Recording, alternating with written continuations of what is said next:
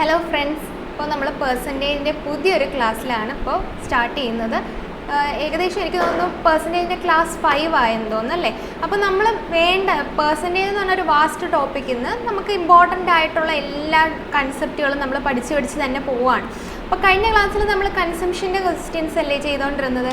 ഇനി അതേപോലെ തന്നെ വേറെ കുറച്ച് ടോപ്പിക്സും ഇതിൻ്റെ അകത്ത് ചോദിച്ചു വരുന്നുണ്ട്, അത് നമുക്ക് നോക്കാം. ഓക്കെ, സ്റ്റാർട്ട് ചെയ്താലോ.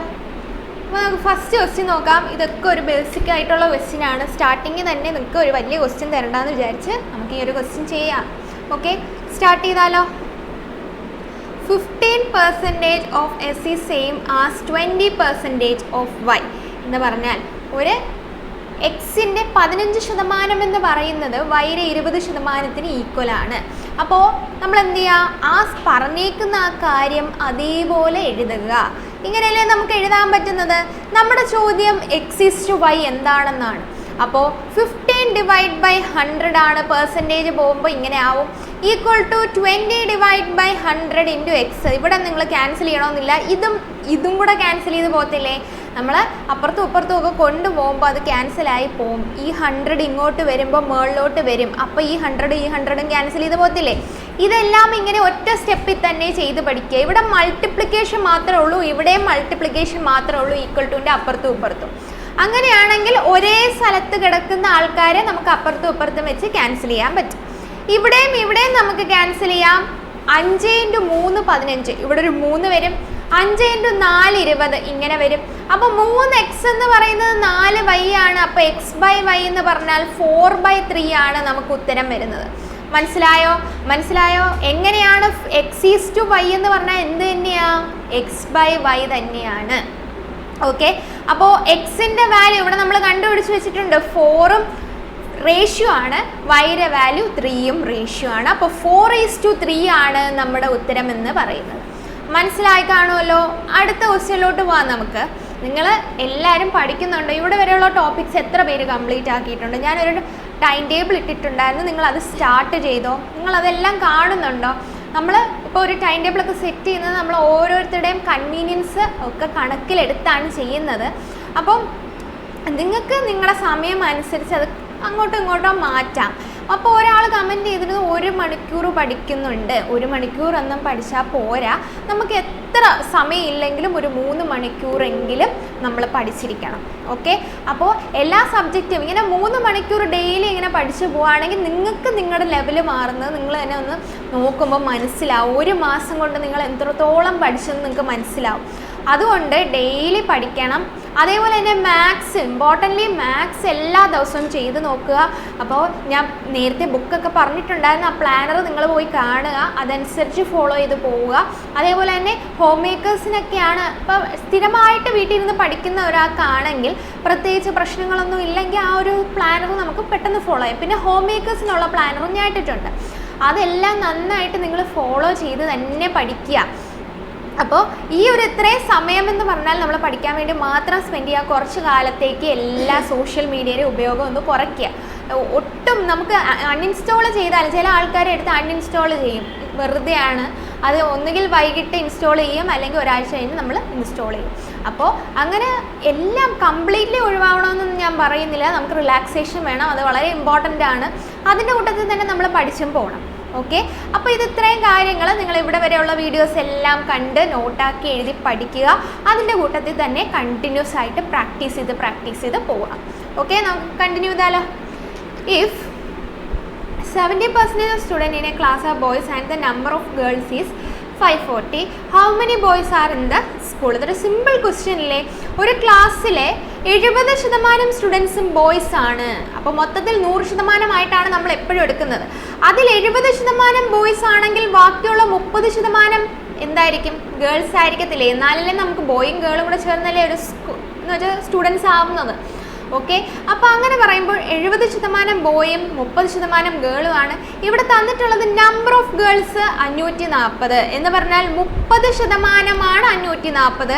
അങ്ങനെയാണെങ്കിൽ how many boys are in the school എന്ന് പറഞ്ഞാൽ ആ സ്കൂളിൽ ഇപ്പോൾ നിലവിൽ എത്ര ബോയ്സ് ഉണ്ടെന്ന്. ഓക്കെ, അപ്പോൾ 30% 540 ആണെങ്കിൽ 1% എന്ന് പറയുന്നത് 540 ÷ 30 അല്ലേ. ക്യാൻസൽ ചെയ്ത് പോകുമ്പോൾ നമുക്ക് എത്ര വരും? നമുക്കൊരു 18 അല്ലേ വരുന്നത്. 1% 18 ആണെങ്കിൽ നമുക്ക് കണ്ടുപിടിക്കേണ്ടത് ബോയ്സിന്റെ എണ്ണം എന്ന് പറഞ്ഞാൽ 70%. 1% ഇൻറ്റു 18 അല്ലേ എന്ന് പറഞ്ഞാൽ 1% 18 ആണ്. ഇൻറ്റു 70% ആകുമ്പോൾ ഇൻറ്റു ഒരു 70 ചെയ്യുക. 18 ഇൻറ്റു 7 എന്ന് പറഞ്ഞാൽ 56, 5 126.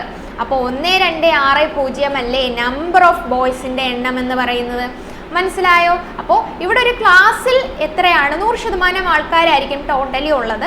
അതിൽ 70% ബോയ്സ് ആണ്, ബാക്കിയുള്ളത് ഗേൾസ് ആയിരിക്കുമല്ലോ. അപ്പോൾ ആ ഗേൾസിന്റെ എണ്ണം തന്നിട്ടുണ്ട്, നമ്മൾ അത് വെച്ചിട്ടാണ് കാൽക്കുലേഷൻ ചെയ്യുന്നത്.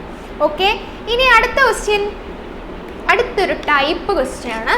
If the numerator of a fraction is increased by 20%, denominator is decreased by 5%, the value of the new fraction become 5/2. അപ്പം നമുക്ക് ന്യൂമറേറ്ററിനെ n എന്നും എടുക്കാം, ഡിനോമിനേറ്ററിനെ d എന്നും എടുക്കാം. ഇങ്ങനെയാണല്ലോ വരുന്നത്. അതിൽ ന്യൂമറേറ്ററിനെ എന്ത് ചെയ്തെന്നാണ് പറഞ്ഞേക്കുന്നത്? ഇൻക്രീസ്ഡ് ബൈ 20% എന്ന് പറഞ്ഞാൽ 20% ഇൻക്രീസ് ചെയ്യുക എന്ന് പറഞ്ഞാൽ നമ്മൾ കഴിഞ്ഞ ക്ലാസ്സുകളിൽ പഠിച്ചിട്ടുണ്ട് എന്താണ് ചെയ്യേണ്ടത്.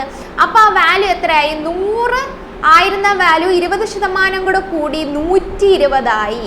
അപ്പോൾ ഫൈനൽ വാല്യൂ എന്ന് പറഞ്ഞാൽ 20% കൂടി അത് 120% അല്ലേ. ഇനി അടുത്ത denominator is decreased by 5%. Denominator ഫുള്ളായിട്ട് ഇങ്ങനെ 100% ഇരിക്കുമായിരുന്നു. അതിൽ 5 കുറഞ്ഞു. 5 കുറഞ്ഞപ്പോൾ എത്രയാണ് വരുന്നത്? 95% അല്ലേ. അതല്ലേ ഈ 5/2 എന്ന് പറയുന്നത് അല്ലേ. അതിൽ ഈ ഡിവൈഡ് ബൈ 100 വരും, ഡിവൈഡ് ബൈ 100 വരും, അതെല്ലാം ക്യാൻസൽ ചെയ്ത് പോവും. ബാലൻസ് നമുക്ക് ഈ 120ഉം 95ഉം 5 വെച്ച് നമ്മൾ ക്യാൻസൽ ചെയ്യാണ്. അപ്പോൾ ഇവിടെ ഒരു 19 വരും, ഇവിടെ ഒരു 24 വരും. 5 വെച്ച് ക്യാൻസൽ ചെയ്യുമ്പോൾ ഇവിടെ 1 കാരണം 5 അവിടെ കൊടുക്കുന്നു, 1 ആണ് ന്യൂമറേറ്ററിൽ കൊടുക്കുന്നത്, ന്യൂമറേറ്ററിലല്ല കോഷ്യന്റിൽ കൊടുക്കുന്നത്. ബാലൻസ് ഒരു 45 വരും, അവിടെ ഒരു 9 വരും. ഇത്രയല്ലേ വരുന്നത്.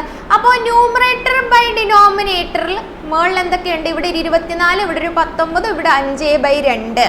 ഒറിജിനൽ ഫ്രാക്ഷൻ ആണ് ചോദ്യം. n/d കണ്ടുപിടിക്കണം. n/d അവിടെ ഇടുക. 5/2 ഓൾറെഡി അവിടെ ഉണ്ട്.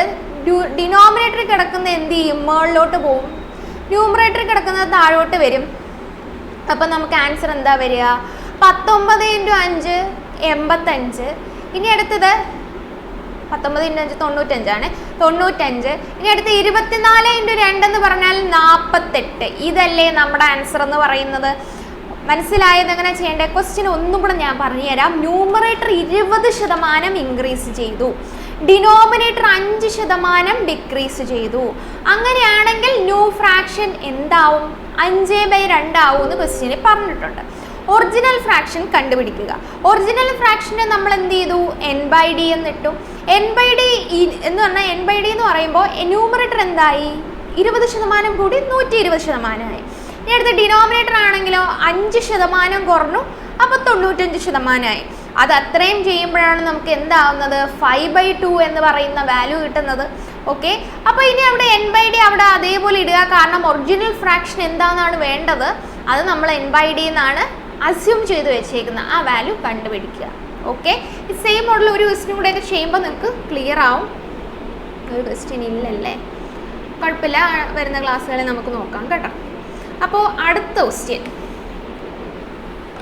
ഈ ക്വസ്റ്റ്യൻ എന്ത് ടൈപ്പ് ക്വസ്റ്റ്യനാണ്? Food price go up to 10%. By how much should a man reduce his consumption so as not to increase his expenditure? ഈ ടൈപ്പ് ക്വസ്റ്റ്യൻ കഴിഞ്ഞ ക്ലാസ്സിൽ ഫുള്ള് നമ്മളിതാണ് നോക്കിയത്. അതുകൊണ്ട് ഇത് തെറ്റിക്കാനേ പാടില്ല, പെട്ടെന്ന് ചെയ്തോ. എങ്ങനെ ആയിരുന്നു ചെയ്യുന്നത് നിങ്ങൾ തന്നെ ആലോചിച്ച് പോസ് ചെയ്തിട്ട് ചെയ്തോ. ആൻസർ കിട്ടുമ്പോൾ മാത്രം സ്റ്റാർട്ട് ചെയ്താൽ മതി. ഓക്കെ, അപ്പോൾ പോസ് ചെയ്തോളണം കേട്ടോ. പ്രൈസ് ഇൻറ്റു കൺസംഷൻ ആണ് എക്സ്പെൻഡിച്ചർ എന്ന് പറയുന്നത്. അതിൽ പ്രൈസ് 10% കൂടി എന്നാണ് പറയുന്നത്. 10/100. 10% നമുക്ക് നേരത്തെ അറിയാവുന്ന വാല്യൂ ആണ്. 1/10 ആണ് ഫ്രാക്ഷൻ വാല്യൂ. പ്രൈസ് 10ഉം അത് ഒന്നും കൂടെ ഇൻക്രീസ് ചെയ്ത് 11 ആയി. കൺസംഷൻ 1 ആയിട്ട് എടുക്കുവാണെങ്കിൽ എക്സ്പെൻഡിച്ചർ 10 ആണ്. How much should a man reduce his consumption so as not to increase his expenditure? അപ്പോൾ നമ്മൾ എന്ത് ചെയ്യുക? ഇവിടെ എക്സ് കൊടുക്കുക. നമുക്ക് എക്സ്പെൻഡിച്ചർ ഇവിടെയും 10 തന്നെ വരണം. നമ്മുടെ അങ്ങനെയല്ലേ പറഞ്ഞേക്കുന്നത്?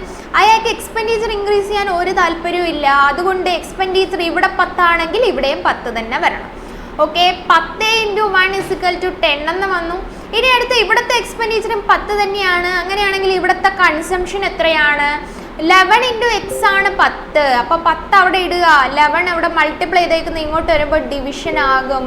ഇത് കണ്ടിട്ടില്ലാത്ത ആൾക്കാർ കഴിഞ്ഞ ക്ലാസ്സിൽ നമ്മൾ ഇത് സെപ്പറേറ്റ് ഒരു വീഡിയോ ആയിട്ട് ചെയ്തിട്ടുണ്ട്. അത് കൃത്യമായിട്ട് കണ്ട് പഠിക്കുക. ഇത് ഇമ്പോർട്ടൻ്റ് ആയിട്ടുള്ളൊരു ഏരിയ ആണ്. ഓക്കെ, അപ്പോൾ എക്സിൻ്റെ വാല്യൂ നമുക്ക് 10/11 എന്ന് കിട്ടി. നമ്മുടെ ചോദ്യം എന്ന് പറയുന്നത് how much should a man reduce his consumption എന്ന് പറഞ്ഞാൽ ഇനിഷ്യലി കൺസംഷൻ 1 ആയിരുന്നു, ഫൈനൽ ആയപ്പോൾ കൺസംഷൻ 10/11 ആയി. എത്രയുടെ വ്യത്യാസമുണ്ട്?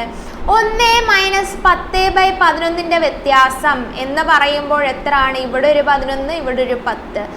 11 - 10 / 11 എന്ന് പറഞ്ഞാൽ 1/10 വ്യത്യാസമാണുള്ളത്. ഫ്രാക്ഷൻ വാല്യൂ ആണ് ചോദിച്ചേക്കുന്നത്. അപ്പം നമുക്ക് എന്ത് കിട്ടും?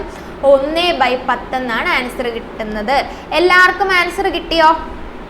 കഴിഞ്ഞ ക്ലാസ് കൃത്യമായിട്ട് കണ്ട ആൾക്കാർക്ക് എന്തായാലും ആൻസർ കിട്ടേണ്ടതാണ്. അഥവാ അങ്ങനെ കിട്ടിയില്ല എങ്കിൽ ഒന്നും കൂടെ ആ ക്ലാസ് നല്ല കൃത്യമായിട്ട് കണ്ട് പഠിക്കുക. അതിൽ പ്രത്യേകിച്ച് വലിയ കാര്യങ്ങളൊന്നുമില്ല. നമ്മൾ സാധാരണ ക്വസ്റ്റ്യൻ വായിച്ചിട്ട് മനസ്സിലാക്കി ചെയ്യുന്ന കാര്യങ്ങളേ ഉള്ളൂ. ഓക്കെ, നമുക്ക് അടുത്ത ടൈപ്പ് ക്വസ്റ്റ്യനിലോട്ട് പോവാം. In an exam, 900 girls and 1100 boys appeared. അപ്പോൾ ഗേൾസിൻ്റെ എണ്ണം 900 ആണെന്ന് അറിയാം, ബോയ്സിൻ്റെ എണ്ണം 1100 ആണെന്ന് അറിയാം. In which 40% of the girls and 50% of the boys passed the exam. ഇതിൽ 40% ആൾക്കാർ ഗേൾസ് പാസ്സായി. ഇനി അടുത്തത് 50% ബോയ്സ് പാസ്സായി. Find the percentage of failed students എന്ന് പറഞ്ഞാൽ ഇതിലിപ്പോൾ 90%, ഇപ്പം 900 ഉണ്ട്, അതിൽ 40% പേര് പാസ്സായെങ്കിൽ ബാക്കിയുള്ള 60% പേരും ഗേൾസിൽ ഫെയിലായവരല്ലേ. അപ്പോൾ ഫെയിലായവരുടെ ഗേൾസിൻ്റെ പെർസെൻറ്റേജ് എന്ന് പറഞ്ഞാൽ 60%. ഇനി അടുത്ത ബോയ്സിൽ 50% പേര് പാസ്സായിട്ടുണ്ടെങ്കിൽ ബാക്കിയുള്ള ഒരു 50% ഫെയിലായിട്ടുള്ള ബോയ്സാണ് അല്ലേ. നമ്മുടെ ചോദിച്ചിരിക്കുന്നത് find the percentage of failed students. Failed സ്റ്റുഡൻസിൻ്റെ എണ്ണം കണ്ടുപിടിക്കണമെങ്കിൽ 900ൻ്റെ 60% ചെയ്യുമ്പോൾ ഗേൾസിൻ്റെ ഫെയിൽഡ് ഗേൾസിൻ്റെ എണ്ണം കിട്ടും. എത്രയാണ്? 540 എന്ന് കിട്ടും. ഇനി അടുത്തത് ഫെയിൽഡ് ബോയ്സിൻ്റെ എണ്ണം എന്ന് പറഞ്ഞാൽ 1100 × 50%. 50 എന്ന് പറഞ്ഞാൽ 1/2 നമുക്കറിയാം. 1100ൻ്റെ പകുതി എടുക്കുക. എത്ര പറഞ്ഞാൽ എത്ര വരുന്നത്? 550. ഓക്കെ, ഇത്രയും വന്നില്ലേ. അപ്പോൾ ഫെയിൽഡ് സ്റ്റുഡൻസിൻ്റെ എണ്ണം എന്ന് പറഞ്ഞാൽ ഇത് രണ്ടും കൂടെ ഗേൾസും ബോയ്സും കൂടെ ആഡ് ചെയ്യുമ്പോഴല്ലേ സ്റ്റുഡൻസ് എന്ന് പറയുന്നത്. അപ്പോൾ 540 550 കൂടെ ആകുമ്പോൾ 1090 സ്റ്റുഡൻസ് ഫെയിലായി. ഔട്ട് ഓഫ് എത്ര സ്റ്റുഡൻസ് ഉണ്ട് മൊത്തത്തിൽ? 1100ഉം 900ഉം കൂടെ ആകുമ്പോൾ എത്രയാണ് വരുന്നത്? 2000 സ്റ്റുഡൻസ് വരുന്നുണ്ട്. അപ്പോൾ പെർസെൻറ്റേജ് കണ്ടുപിടിക്കാൻ ഇൻറ്റു 100. ഇതും ക്യാൻസൽ, ഇതും ക്യാൻസൽ. അപ്പോൾ നമുക്ക് കിട്ടുന്നതെന്ന് പറഞ്ഞാൽ 54.5% അല്ലേ നമുക്ക് ആൻസർ ആയിട്ട് വരുന്നത്. നിങ്ങളൊന്ന് ചെയ്ത് നോക്കിക്കേ. ഒന്നും കൂടെ ഞാൻ പറയാം. ഗേൾസിൻ്റെ എണ്ണം തന്നിട്ടുണ്ട്, ബോയ്സിൻ്റെ എണ്ണം തന്നിട്ടുണ്ട്. അതിൽ ഗേൾസിൽ 900ൽ 40% ഗേൾസ് മാത്രമേ ജയിച്ചിട്ടുള്ളൂ അല്ലേ. അപ്പോൾ ബാക്കിയുള്ള 60% ഫെയിലായവരാണ്. ഇനി അടുത്ത 1100 ബോയ്സിൽ 50% ബോയ്സും ജയിച്ചിട്ടില്ല എന്ന് പറഞ്ഞാൽ 50% ജയിച്ചു, ബാക്കിയുള്ള 50% ജയിച്ചിട്ടില്ല.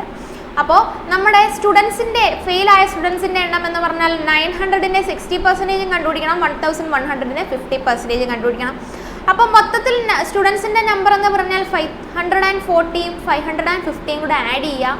അപ്പോൾ 1090 ആണ് ഫെയിലായ സ്റ്റുഡൻസിൻ്റെ എണ്ണം. ഡിവൈഡഡ് ബൈ ടോട്ടൽ എത്ര സ്റ്റുഡൻസ് ഉണ്ട്? ഗേൾസും ബോയ്സും കൂടെ ചേർന്ന് 2000 പേരുണ്ട്. അതിലാണ് 1090 സ്റ്റുഡൻസ് തോറ്റത്. അപ്പോൾ ഇൻറ്റു 100 ചെയ്യുമ്പോൾ നമുക്ക് ശതമാനം കിട്ടും. ഓക്കെ, ഇനി അടുത്ത ക്വസ്റ്റ്യൻ നോക്കിക്കേ. In a village there are 700 males, 500 females, 800 children. If due to epidemic 20% male, 40%. അപ്പോൾ മെയിൽ ഫീമെയിൽ ചിൽഡ്രൻ ഉണ്ട്.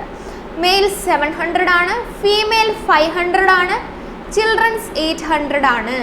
If due to epidemic 20% male, 40% female, 10% of children are dead.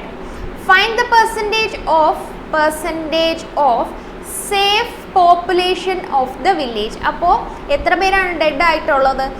മെയിൽസിൽ 20% ഡെഡായി, ഇനി അടുത്തത് ഫീമെയിലിൽ 40%, അതേപോലെ തന്നെ ചിൽഡ്രൻസിന് 10%. അപ്പോൾ ബാലൻസ് സേഫ് ആയിട്ടുള്ളവരെന്ന് പറയുന്നത് മെയിൽസിൻ്റെ 80%, ഇവിടുന്ന് ബാക്കി 80%-ലേ ഉള്ളൂ സേഫ് ആയിട്ടുണ്ട്. ഇനി ഫീമെയിൽസിൽ 60% സേഫാണ്. ഇനി അടുത്ത ചിൽഡ്രൻസിൽ 90% സേഫാണ്. ഇനി അടുത്തത് നമ്മൾ കണ്ടുപിടിക്കേണ്ട എണ്ണമാണ്. മെയിലിൽ സേഫ് ആയിട്ടുള്ളവരുടെ എണ്ണം എന്ന് പറഞ്ഞാൽ 700-ൻ്റെ 80 അല്ലേ, അപ്പോൾ 0 പോവും, 7 8 56, 560 വരും. മനസ്സിൽ കാൽക്കുലേറ്റ് ചെയ്ത് പഠിക്കണം. ഇനി അടുത്തത് 60% of 500 എന്ന് പറഞ്ഞാൽ പെർസെൻറ്റേജിൻ്റെ 100ഉം ഈ 2 സീറോയും കൂടെ പോകുമെന്ന് നമുക്ക് മനസ്സിലായി. പിന്നെ 5 × 60 വരത്തുള്ളൂ, 300. ഇനി അടുത്തത് 100%-ൻ്റെ 100ഉം ഇത് രണ്ടും കൂടെ ക്യാൻസൽ ചെയ്ത് പോകും. പിന്നെ നമ്മളിങ്ങനെ ചെയ്ത് നോക്കുന്ന ഇതെല്ലാം മനസ്സിൽ ഞാൻ ചെയ്യുന്നതേ ഉള്ളൂ, ഇതിങ്ങനെ ചെയ്യാം മനസ്സിൽ. അപ്പോൾ 9 × 8 72, 720 ആണ് നമുക്ക് ആൻസർ ആയിട്ട് വരുന്നത്. അപ്പോൾ മൊത്തത്തിൽ സേഫ് പോപ്പുലേഷൻ എന്ന് പറഞ്ഞാൽ ഇതെല്ലാം കൂടെ ആഡ് ചെയ്യാം. 0 + 0 + 0 ലാസ്റ്റ് ഡിജിറ്റ് 0. 6ഉം 0ഉം 2ഉം 8 വന്നു. 5ഉം 3ഉം 8. 8 2s are അല്ല 8 + 2 എത്ര വരും? 15 അല്ല 8ഉം 7ഉം ആണ്, 2 അല്ല. 5 + 3 8, 8 + 7 15. ഇത്രയല്ലേ ടോട്ടൽ സേഫ് പോപ്പുലേഷൻ എന്ന് പറയുന്നത്. ഇതിനെ നമ്മുടെ ചോദ്യം പെർസെൻറ്റേജ് ഓഫ് സേഫ് പോപ്പുലേഷൻ ആണ്. പെർസെൻറ്റേജ് ഓഫ് സേഫ് പോപ്പുലേഷൻ എന്ന് പറഞ്ഞാൽ മൊത്തത്തിൽ ഇത്രയാണ് സേഫ് ആയിട്ടുള്ളത്, അതേ ഡിവൈഡഡ് ബൈ ടോട്ടൽ പോപ്പുലേഷൻ എത്ര ആണ് നോക്കിക്കേ. 700ഉം 500ഉം 1200, 1200 + 800 എന്ന് പറഞ്ഞാൽ 2000 ആണ് ടോട്ടൽ പോപ്പുലേഷൻ. ടോട്ടൽ പോപ്പുലേഷൻ്റെ 1580 പേര് മാത്രമാണ് ബാക്കിയുള്ളത്. അപ്പോൾ 2000 × 100. അപ്പോൾ നോക്കിക്കേ, ഇതും കൂടെ ക്യാൻസൽ ചെയ്ത് പോയി, ഇതും കൂടെ ക്യാൻസൽ ചെയ്ത് പോയി. ഇത് നമുക്ക് 158-ൻ്റെ ഡിവൈഡ് ബൈ 2 ചെയ്യുക. അപ്പോൾ 79% ആൾക്കാരാണ് സേഫ് പോപ്പുലേഷൻ എന്ന് പറയുന്നത്. മനസ്സിലായോ? ടോട്ടൽ മെയിൽസിൻ്റെ എണ്ണം തന്നിട്ടുണ്ട്, ഫീമെയിൽസിൻ്റെ എണ്ണം തന്നിട്ടുണ്ട്, ചിൽഡ്രൻസിൻ്റെ എണ്ണം തന്നിട്ടുണ്ട്. അതിൽ 20% ആൾക്കാർ മെയിൽസ് ഡെഡായിപ്പോയി. അതേപോലെ തന്നെ 40%-ഉം 10% ചിൽഡ്രൻസും എല്ലാം പോയി. ഇനി അടുത്തത് സേഫ് പോപ്പുലേഷൻ എന്ന് പറയുന്നത് അതിൻ്റെ ബാലൻസ് അല്ലേ. 20%-ൻ്റെ ബാലൻസ് 80%, അതുപോലെ 40%-ൻ്റെ ബാലൻസ് 60, 10%-ൻ്റെ 90. അതെല്ലാം കണ്ടുപിടിച്ചിട്ട് സേഫ് ആയിട്ടുള്ള പോപ്പുലേഷൻ നമുക്ക് കിട്ടി. അതിൻ്റെ പെർസെൻറ്റേജ് എന്ന് പറഞ്ഞാൽ ടോട്ടൽ പോപ്പുലേഷൻ വെച്ചിട്ടാണ് നോക്കേണ്ടത്. പെർസെൻറ്റേജ് ഓഫ് സേഫ് പോപ്പുലേഷൻ എന്നല്ലേ ചോദിച്ചേക്കുന്നത്, പോപ്പുലേഷൻ്റെ കേസിലാണ് ചോദിച്ചേക്കുന്നത്. അപ്പോൾ മൊത്തത്തിലുള്ള സേഫ് പോപ്പുലേഷൻ ഡിവൈഡ് ബൈ 2000 × 100 ചെയ്യുക. ഓക്കെ, ഇനി അടുത്ത ക്വസ്റ്റ്യൻ നോക്കിക്കേ. Johnny saves 30% of his monthly salary. If his monthly expenditure is 7,000, then find his monthly savings. എന്ന് പറഞ്ഞാൽ ജോണി മൊത്തത്തിലുള്ള ഇൻകത്തിൽ നിന്നല്ലേ ചെലവും എന്ന് വെച്ചാൽ ചെലവും സേവിങ്സ് വരെ വരുന്നത്. ഒരാളുടെ സാലറി അതിൻ്റെ അകത്തു നിന്നാണ് നമ്മൾ ചിലവാക്കുന്നതും, അതേപോലെ തന്നെ അതിൻ്റെ അകത്തു നിന്നല്ലേ നമുക്ക് സേവിങ്സും ഉണ്ടാക്കാൻ പറ്റത്തുള്ളൂ. അതിനർത്ഥം ഇൻകം എന്ന് പറഞ്ഞാൽ എന്തൊക്കെ വരും? നമ്മുടെ ചെലവിൻ്റെ പൈസ, എക്സ്പെൻഡിച്ചർ പ്ലസ് സേവിങ്സ്, ഇങ്ങനെയല്ലേ നമ്മുടെ ഇൻകം എന്ന് പറയുന്നത്. നമുക്ക് കാണാതെ പഠിക്കേണ്ട കാര്യമില്ല, ഇത് നമുക്ക് അറിയാവുന്ന കേസല്ലേ. ഓക്കെ, ഇനി നമ്മുടെ ഇൻകം ഇപ്പോൾ 100% വെച്ചോ. അതിൽ ജോൺ സേവ്സ് 30%. ജോൺ സേവ് ചെയ്യുന്നത് 30% ആണ് സേവ്സ്. ഇനി അടുത്തത് ഇഫ് ഹിസ് മന്ത്ലി എക്സ്പെൻഡിച്ചർ, അയാളുടെ മന്ത്ലി എക്സ്പെൻഡിച്ചർ എന്ന് പറയുന്നത് 7000 രൂപയാണ്. അപ്പോൾ 100%-ൽ 30%-മേ സേവ് ചെയ്യുന്നുള്ളെങ്കിൽ ബാക്കി ക്വസ്റ്റ്യനിൽ ഒന്നും പറഞ്ഞിട്ടില്ല. അതിനർത്ഥം 70%-വും എക്സ്പെൻഡിച്ചർ ആണെന്നല്ലേ. ക്വസ്റ്റ്യന് തന്നിട്ടില്ലെങ്കിലും നമ്മൾ മനസ്സിലാക്കിയെടുക്കണം. 30% സേവിങ്സ്, അങ്ങനെയാണെങ്കിൽ 70% എന്താണ്? എക്സ്പെൻഡിച്ചറാണ്. ഓക്കെ, അപ്പോൾ ഇനി അടുത്തത് എക്സ്പെൻഡിച്ചർ കിട്ടി. അതിൽ 70% എക്സ്പെൻഡിച്ചർ, 70% എക്സ്പെൻഡിച്ചറാണ് ഈ തന്നിരിക്കുന്ന 7000. മന്ത്ലി എക്സ്പെൻഡിച്ചർ 7000 എന്ന് തന്നിട്ടുണ്ട്. ഇനി അടുത്തത് ഇതിൽ 70% 7000 എങ്കിൽ 1% എന്ന് പറയുന്നത് 7000 ഡിവൈഡഡ് ബൈ 70. അപ്പോൾ എത്ര വരും? 100 എന്ന് വരത്തില്ലേ? 1% 100 രൂപയാണെങ്കിൽ ഹിസ് മന്ത്ലി സേവിങ്സ് എന്ന് പറഞ്ഞാൽ 30% അല്ലേ? 1% അറിയാം, 30% ആകുമ്പോൾ 100 × 30 എന്ന് പറഞ്ഞാൽ 3000 രൂപയാണ് നമുക്ക് സേവിങ് ആയിട്ട് വരുന്നത്. മനസ്സിലായോ?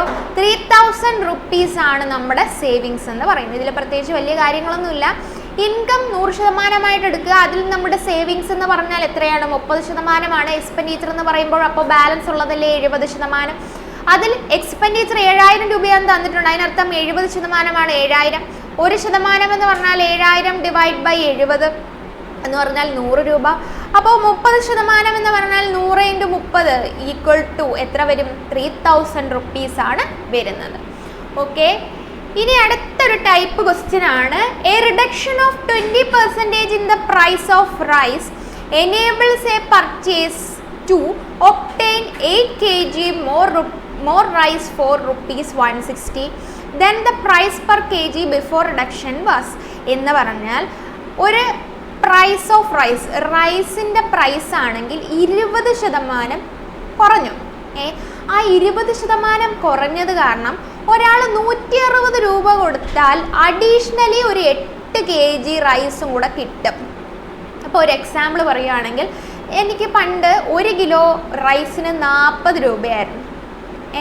അപ്പോൾ ഞാൻ 160 രൂപ കൊടുത്താൽ എനിക്കൊരു 4 കിലോ റൈസ് കിട്ടുമായിരുന്നു. മനസ്സിലായോ? അപ്പോൾ ഒരു 4 കിലോ റൈസ് കിട്ടുമായിരുന്നു, 4 കിലോ കിട്ടുമായിരുന്നു. ഇനി ഇപ്പോൾ ഈ സെയിം റൈസിൻ്റെ വിലയാണെങ്കിൽ ഒരു 5 രൂപ കുറഞ്ഞ് എന്ന് പറഞ്ഞാൽ 35 രൂപയാണ് 1 കിലോ അരിക്ക്. അപ്പോൾ ഞാൻ ഈ 160 രൂപ തന്നെ വീണ്ടും കടയിൽ കൊണ്ടുപോവാണ്. അപ്പം എനിക്ക് അഡീഷണൽ ആയിട്ട് കുറച്ച് റൈസും കൂടെ കിട്ടത്തില്ലേ? എന്ന് പറഞ്ഞാൽ 160 രൂപയാവുമ്പോൾ നമുക്ക് അഡീഷണൽ ആയിട്ട് ചിലപ്പോൾ ഒരു 6 കിലോ റൈസ് കിട്ടാം. മനസ്സിലായോ? അപ്പോൾ അതിനർത്ഥം എന്താണ്? ഇവിടെ എന്താണ് സംഭവിച്ചത്? നമ്മൾ സെയിം വില തന്നെയാണ്, നമ്മുടെ കയ്യിൽ നിന്ന് പോകുന്നത് 160 രൂപ തന്നെയാണ്, പക്ഷേ നമുക്ക് കിട്ടുന്ന ക്വാണ്ടിറ്റിക്ക് വ്യത്യാസമുണ്ട്. അതിന് കാര്യം എന്താ? ആ ഓരോ കിലോയുടെ പ്രൈസ് കുറഞ്ഞത് കാരണമാണ്. മനസ്സിലായോ? അപ്പോൾ ഇനി ഈ ക്വസ്റ്റ്യൻ ഒന്ന് വായിച്ചേ. 20% പ്രൈസ് കുറഞ്ഞു റൈസിൻ്റെ, അതുകൊണ്ട് അയാൾ 160 രൂപ കൊടുത്തപ്പോൾ അയാൾക്ക് 8 kg അഡീഷണൽ കിട്ടി. അങ്ങനെയാണെങ്കിൽ price per kg before reduction, ഇതാണ് ചോദ്യം. അപ്പോൾ 20% എത്രയാണെന്ന് നമുക്കറിയാം, 1/5 ആണെന്നറിയാം. ഓക്കെ, ഇത്ര അറിയാമല്ലോ. അപ്പോൾ ഇനിഷ്യലി ഉള്ള പ്രൈസ് ഇപ്പോൾ 5 ആണെന്ന് വെച്ചോ, ഫൈനലി ഉള്ളത് 4 ആയി. ഓക്കെ, ഇങ്ങനെയാണ് നമുക്കറിയാവുന്നത്. ഇനി ഇത്രയും കാര്യങ്ങളൊന്നും ചിന്തിക്കാതെ തന്നെ ഇപ്പം നോക്കിക്കേ, ഇങ്ങനെയായിരിക്കും നമ്മൾ ചിന്തിച്ച് വരുന്നത്. ഇവിടെ 20% വില കുറഞ്ഞതുകൊണ്ടല്ലേ 8 kg നമുക്ക് കിട്ടിയത് അല്ലേ? അപ്പോൾ 8 kg കിട്ടാൻ കാരണം എന്താണ്? നമുക്ക് 20% വില കുറഞ്ഞത് കൊണ്ടാണ്. അപ്പോൾ ഈ കുറഞ്ഞ വില 20% കൊണ്ട് നമുക്ക് 8 kg കിട്ടുമെങ്കിൽ ഇപ്പോൾ ഒരു 100% നമ്മൾ കൊടുക്കുകയാണ്, 100% വില കൊടുക്കുകയാണെങ്കിൽ നമുക്ക് എത്ര കിട്ടും? ഈ 20നെ 100 എന്ത് ചെയ്യണം? × 5 ചെയ്യുക. അപ്പോൾ 100% ആവും. ഇവിടെ നമ്മൾ എന്ത് ചെയ്യണം? × 5 ചെയ്യുക. ഇവിടെ എന്താണോ ചെയ്യുന്നത് അത് തന്നെ ഇവിടെ ചെയ്യുക. അപ്പോഴെന്താ? 40 കിലോ. 100% പൈസ കൊടുത്താൽ നമുക്ക് എത്ര കിട്ടുന്നത്? 40 കിലോ ആണ് കിട്ടുന്നത്. ഞാൻ ഒന്നുകൂടെ പറയാം. 20% വില കുറഞ്ഞത് കാരണമാണ് എനിക്ക് 8 കിലോ അഡീഷണൽ കിട്ടിയത്. അപ്പോൾ 20% ഇപ്പോഴത്തെ കാര്യമാണ് പറയുന്നത്. 20% ഇപ്പോഴും കൊടുത്താൽ എത്ര കിലോ കിട്ടും? 8 കിലോ അരി കിട്ടും. അങ്ങനെയാണെങ്കിൽ ഞാനിപ്പോൾ 100% പൈസ കൊടുക്കുകയാണ്. 100% പൈസ കൊടുക്കുകയാണെന്ന് പറഞ്ഞാൽ 20നെ 100 എന്ത് ചെയ്യണം? × 5 ചെയ്യുക. 100% കൊടുക്കാൻ എനിക്ക് എത്ര കിട്ടും? 40 കിലോ കിട്ടും. ഇവിടെ × 5 ആണെങ്കിൽ ഇവിടെ × 5 ചെയ്യുക. 5 ഇരട്ടി പൈസ കൊടുത്താലല്ലേ, അപ്പോൾ 5 ഇരട്ടി സാധനവും കിട്ടും. അതാണ് ഉദ്ദേശിക്കുന്നത്. ഓക്കെ, അപ്പോൾ ഇത്രയും കൊടുത്തു. ഇവിടെ ഈ 100% എന്ന് പറഞ്ഞേക്കുന്നതല്ലേ ഈ 160. അപ്പോൾ 100% 160 രൂപ കൊടുത്തപ്പോഴാണ് 40 കിലോ കിട്ടിയത്. മനസ്സിലായോ? അങ്ങനെയാണെങ്കിൽ price per kg before the reduction, ഇത് ഇപ്പോഴത്തെ കാര്യമാണ്, നൗ എന്ന് പറഞ്ഞാൽ വില കുറഞ്ഞതിന് ശേഷമുള്ള പ്രൈസാണ് ഇത്. ഇനി അടുത്ത് ചെയ്യേണ്ട എന്താണ്? നമുക്ക് വില ആദ്യത്തെ വില വെച്ചിട്ടുള്ള കാര്യമാണ് ചോദിച്ചിരിക്കുന്നത്. Price before reduction. Price before reduction എന്ന് പറഞ്ഞാൽ നേരത്തെ 8 കിലോ കുറച്ചല്ലേ കിട്ടിക്കൊണ്ട്, നീ 160 രൂപ കൊടുത്തപ്പോൾ നേരത്തെ ഇതിനെക്കാട്ടി 8 കിലോ കുറഞ്ഞാണ് വന്ന 32 kg. അപ്പോൾ 1 കിലോരെ എന്ന് പറഞ്ഞാൽ 160 ഡിവൈഡ് ബൈ 32 എന്ന് പറയുന്നത് എത്രയാണ്? 10 divide by 2, 5 rupees per kg. ഇതല്ലേ നമ്മുടെ ഉത്തരം എന്ന് പറയുന്നത്. ഒന്നും കൂടെ പറഞ്ഞുതരാം. ഇപ്പോഴും 20% പ്രൈസ് കൊടുക്കുമ്പോഴാണ് നമുക്ക് 8 kg കിട്ടുന്നത്.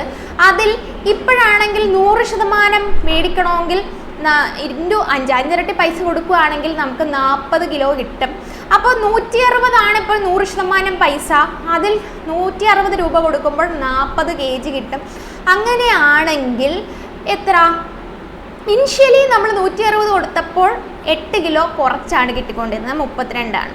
അങ്ങനെയാണെങ്കിൽ per kg, price per kg എന്ന് പറഞ്ഞാൽ 32 കിലോയ്ക്ക് 160 ആണെങ്കിൽ 1 കിലോയ്ക്ക് എന്ന് പറഞ്ഞാൽ 160 ഡിവൈഡ് ബൈ 32. ആൻസർ എത്രയാണ്? 5 റുപ്പീസ് പെർ kg. ഓരോ കിലോയ്ക്കും 5 രൂപ. മനസ്സിലായോ?